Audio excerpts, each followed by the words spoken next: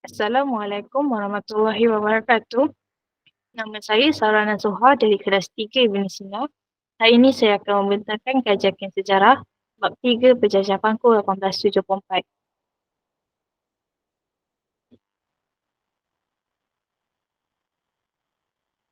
Penyataan masalah. British telah mengadakan perjanjian dengan pemerintah tempatan untuk mengikut persetiaan menerima pengaruh British. Dan perjanjian pertama British dengan negeri Melayu ialah Penjajah Bangku 1874.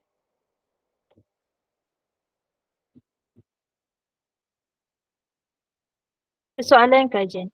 Yang pertama, huraikan latar belakang dalam perjanjian Bangkok 1874. Yang kedua, terangkan interpretasi luasan kuasa British dalam perjanjian Bangkok 1874. Yang ketiga, jelaskan 3 kesan dari segi ekonomi yang boleh didapati daripada perjanjian.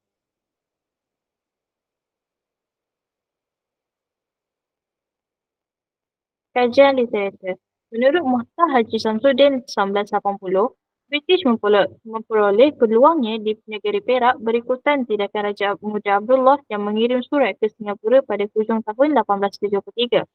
Perkara ini turut disokong oleh Siti Syahira binti Mustafa dan Nur Fizillah binti Muhammad Kasim 2019 dalam program sejarahnya Kesan Penjajah Bangku 1874.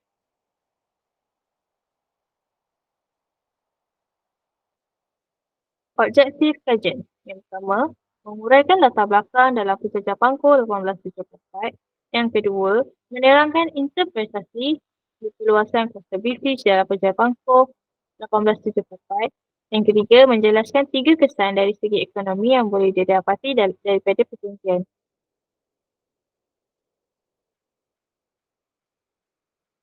Kaedah kajian.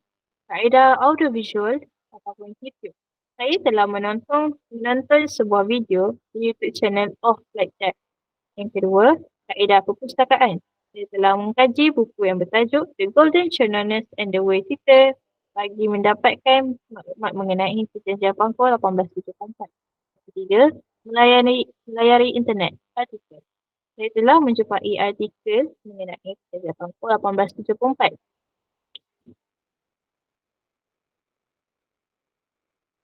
Dapatan kajian. Yang pertama, uraikan latar belakang dalam perjanjian Bangkok 1874. Iaitu pengetahuan. Penjajah Bangku merupakan penjajahan pertama British dengan kerajaan Melayu. Penjajahan ini terjadi akibat dari pemangkatan Sultan Ali iaitu Sultan Negeri Perak. Peristiwa ini ditandatangani pada 20 Januari 1874 di atas kapal perang British iaitu HMS Pluto. Peristiwa ini bermula apabila Andrew Clark sudah menua negeri-negeri Selat memanggil ketua kumpulan yang Jihin dan Haisan untuk menamatkan perselisihan faham antara mereka.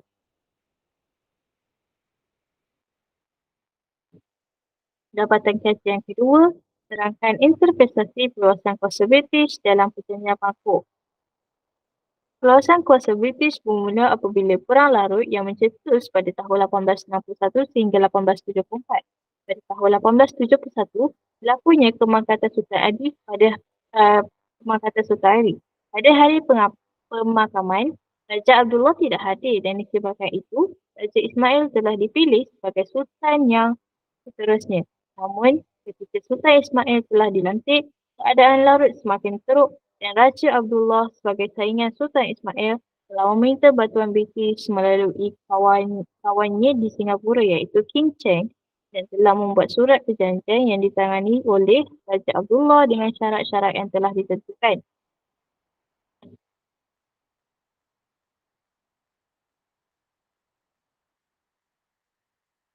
Dapatan kajian yang terakhir, pada pendapat anda, apakah kesan yang akan berlaku dari segi ekonomi yang boleh didapati di dalam perjanjian ini? Pada pendapat saya, antara kesan yang akan berlaku dari segi ekonomi daripada perjanjian ialah British telah menguasai pelombongan dengan memonopolikan negeri Perak.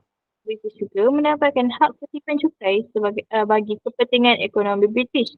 Oleh sebab itu, pengenalan cukai baharu berlaku apabila Birch mula mengenakan cukai tambahan kepada orang Melayu yang dikenali sebagai cukai kelamin dan juga diperlihatkan sebagai penindasan British terhadap orang Melayu.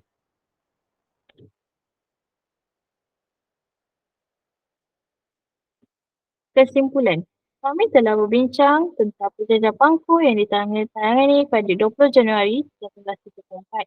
Ia merupakan satu usaha dari British bagi mengamankan kacau bilau di Larut. Perkara ini secara tidak langsung telah memberi British hak dan kuasa untuk terlibat dalam segala hal dan juga memenuhi kepentingan ekonomi British. Perjanjian ini juga turut memberi beberapa kesan terhadap negara-negara Melayu dengan British yang menyebarkan kuasanya ke negeri-negeri Melayu yang lain, sekaligus mengukuhkan kedudukannya di tanah Melayu. Setelah perjanjian Pangkor ini berlaku, ia memberikan pengajaran kepada kita agar tidak membuat keputusan secara melulu tanpa pembincangan dan memupuk sifat patriotisme yang tinggi di dalam diri untuk menghargai dan mencintai akan negara.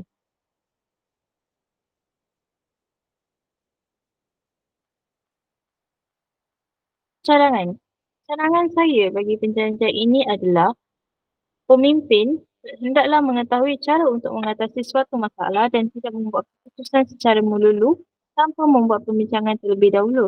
Selain itu, janganlah bersaing atau bernina antara satu sama lain kerana ia membawa pada perkara yang sia-sia.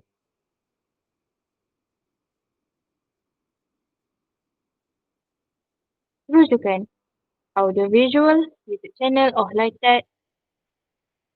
Nombor 2, buku The Golden Channelist and the Way Teacher dari Siti Sabila Bird pada muka 1902 pada muka surat 340. Dan yang ketiga, internet artikel berkhabar.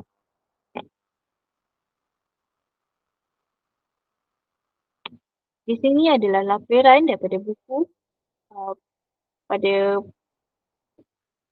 pada tajuknya dan pada muka suratnya. Yang seterusnya, perkara yang kena mengenai dengan Presiden Pangku 1834. Dan di sini ialah artikel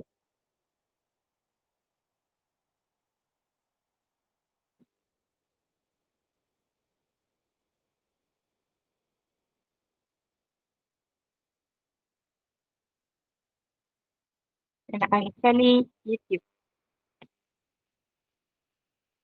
Jadual kerja. Pada tarikh 25/7/2023, cikgu menerangkan tentang kajian kes sejarah. Sejatinya, saya telah menyalin isi-isi penting. Yang pada tarikh 1/8/2023, cikgu menerangkan tentang cara penghasilan kajian kes sejarah. Saya telah menyalin isi penting. Pada 2/8/2023 membuat penyataan masalah dan persoalan kajian. 15/8/2023 menghantar penyataan masalah dan persoalan kajian melalui telegram kepada cikgu. 20/8/2023 menghantar dapatan kajian dan sumber rujukan kepada cikgu melalui telegram. Pada 21/8/2023, cikgu telah menyemak dan membuat pembetulan. 23/8/2023, berjumpa dengan cikgu dan bertanyakan pembetulan tentang kajian sejarah. 27/8/2023, saya menyiapkan slide. Begitu juga pada 2/9/2023. Dan pada 29/9 pada tahun 2023, saya telah menyiapkan slide dan menghantar laporan akhir kepada Cikgu Muhammad Razif bin Basiran untuk membuat slide.